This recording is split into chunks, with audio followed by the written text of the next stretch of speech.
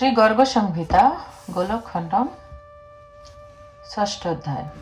বহুলাস্য বলিলেন, হে দেবশী সত্যম, মহাপরাক্রম কংসকে তার জন্ম কর্ম কীর্তন করুন। নারদ বলিলেন, পুরাকালে সমুদ্র মন্থন সময়ে কালনেমি নামে এক মহাসুর সমুদ্রিত হইয়া বিষ্ণুর সহিত যুদ্ধ করে এবং বিষ্ণু বলে সে নিহত হয়। শুক্রাচার্য তাহাকে সঞ্জীবনী বিদ্যায় পুনর্জীবিত করিলে ভগবান বিষ্ণুর সহিত যুদ্ধ কামনায় মনে মনে উদ্যম করে। দত্তকালনেমি মন্দর পর্বতসমূহে প্রতিদিন দুর্বারস পান করিয়া ব্রহ্মাকে ভজন করতে তপস্যা করিয়াছিল। তপস্যা করিতে করিতে তাহার দেহ বল্লিক মৃত্তিকাময় হইয়া গিয়াছিল। এইরূপে দিব্য শতবৎসর অতীত হইলে সে কঙ্কাল মাত্র সার কালনেমিকে ব্রহ্মা বলিলেন, বর প্রার্থনা কর। কালনেমি কহিল, ব্রহ্মাণ্ডে বিষ্ণু বলে বলিয়ান যে সকল মহাবল দেবতা বিদ্যমান, তাহারা পূর্ণ ক্ষমতাপন্ন হইল, তাহাদের হস্ত যেন আমাদের মৃত্যু না হয়। ব্রহ্মা বলিলেন, হে দত্ত, তোমার প্রার্থিত এই বর বড়ই দুর্লভ, তথাপি কালান্তরে তুমি এই বর প্রাপ্ত হইবে, আমার বাক্য মিথ্যা হইবে না। নারদ বলিলেন, সে কালনেমি উগ্রসেনের পত্নীতে পুনর্বার পৃথিবীতলে কংসরূপে জন্মগ্রহণ করিয়া কৌমার কালেই মহামল্লগণের সহিত সতত সমর করিত। এই সময় মগধরাজ জরাসন্ধ দিগ্বিজয়ে বিনির্গিত হইয়া যমুনা তীরের সর্বত্র স্বীয় শিবির সংস্থাপন করে। তখন সহস্র হস্তির তুল্যবল করি কুবলয়াপীর মদমত্ত হইয়া স্বীয় বন্ধন শৃঙ্খল ভগ্ন করত শিবির হইতে নির্গমনপূর্বক সেনানিবাস গৃহপর্বত তত ভগ্ন হইয়া পুনর্বার কংসের যুদ্ধভূমিতে আগমন করে। তৎকালে মল্লগণ ভয়ে পলায়ন করিতে থাকিলে উগ্রসেন নন্দন কংস সেই সমাগত হস্তির সুডাদণ্ডে গ্রহণ করিয়া একবার ভূতলে পাতিত করিল এবং পুনর্বার তাকে হাতে তুলিয়া লইয়া ঘুরাইতে ঘুরাইতে জরাসন্ধ সেনা নিবাসের 100 যোজন দূরে ফেলিয়া দিল। মগধাধীশ কংসের এই অদ্ভুত বল অবলোকন করিয়া তাহার প্রতি প্রসন্ন হইল এবং তাহাকে প্রশংসাপূর্বক তদীয় অস্থি ও প্রাপ্তি নামী কন্যাদয় তাহার করে অর্পণ করিল। জরাত্মক মগধরাজ অভূত অশ্ব, লক্ষ হস্তি, 3 লক্ষ রথ, অযুত দাসী কংসকে যৌতুক স্বরূপ অর্পণ করিল। অনন্তর একদা ভুজবীর্যমদে উদ্দিত দ্বন্দ্ব যৌধি প্রচণ্ড বিক্রম কংস একাকী মাহিষ্মতিপুরে সমাগত হইয়া মাহিষ্মতিপুর পতির পুত্র চানুর মুষ্টি কোটশল তোষল প্রভৃতি জয়শীল মল্লগণকে সমবাক্যে বলিল, আপনারা আমার সহিত মল্লযুদ্ধ করুন।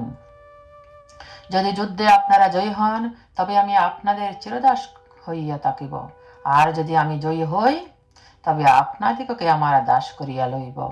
অনন্তর দর্শনকারী তত্রত্ব মহাত্মা নাগরিকগণের সমক্ষে এইরূপ প্রতিজ্ঞাবদ্ধ হইয়া কংস জয়শীল সেই সকল মল্লের সহিত যুদ্ধ করিতে লাগিল। প্রথমে চাণূর আসিল। কংস তাহাকে গ্রহণপূর্বক উচ্চ শব্দ উচ্চারণ করিয়া ভূতলে পাতিত করিল। অনন্তর মুষ্টিবদ্ধ করিয়া যুদ্ধার্থ সমাগত মুষ্টিকে কংস একটি মাত্র মুষ্টি প্রহারে ভূতলে পাতিত করিল। অতঃপর সমাগত কুটের পাদদয় ধরিয়া তাহাকেও পাতিত করিল। শল বহস্ফাটকন করিয়া ধাবিত হইল।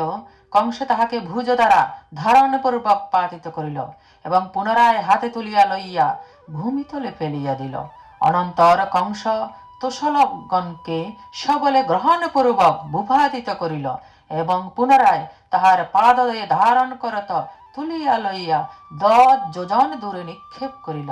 অতঃপর যুদ্ধজয়ী কংস তাহাদিগকে দাস ভাবে আনয়ন করিয়া আমার বাক্য অনুসারে তাহাদের সহিত 70 প্রবর্ষণ নামক উত্তম পর্বতে প্রস্থান করিল।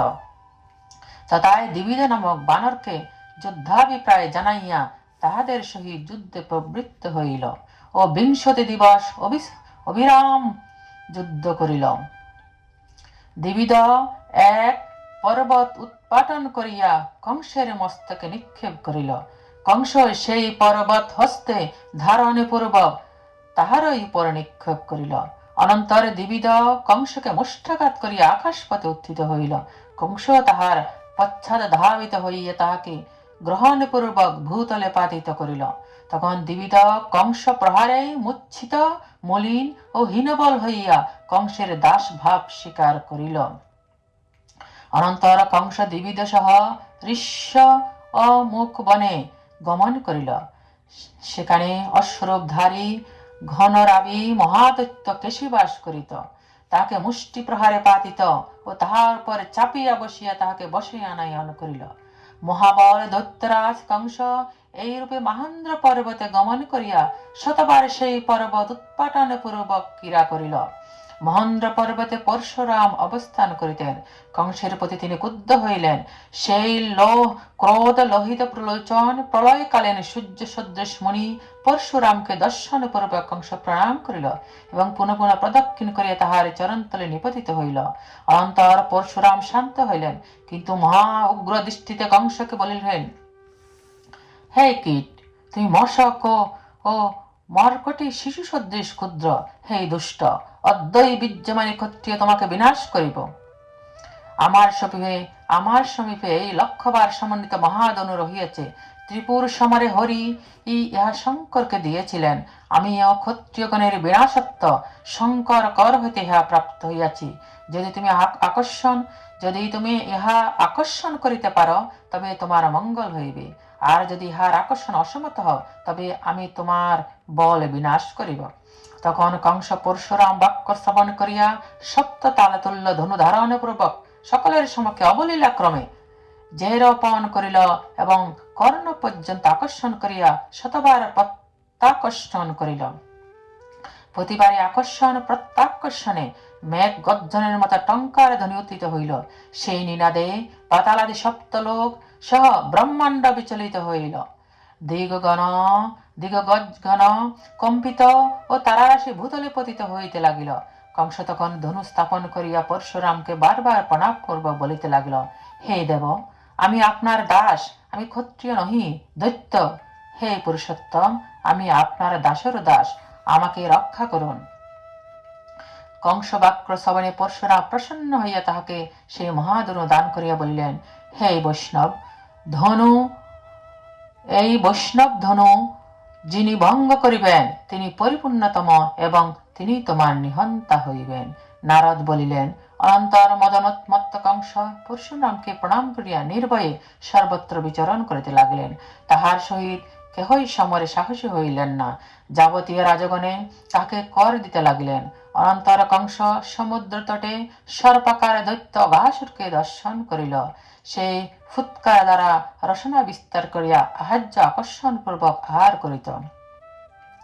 অঘাসুর দর্শনার্থ আগত হইলে দৈত্যরাজ কংস তাহাকে ধরিয়া বিনষ্ট করিল এবং তাহার দ্বারা হার প্রস্তুত করিয়া গলে ধারণ করতে নির্ভয় হইল।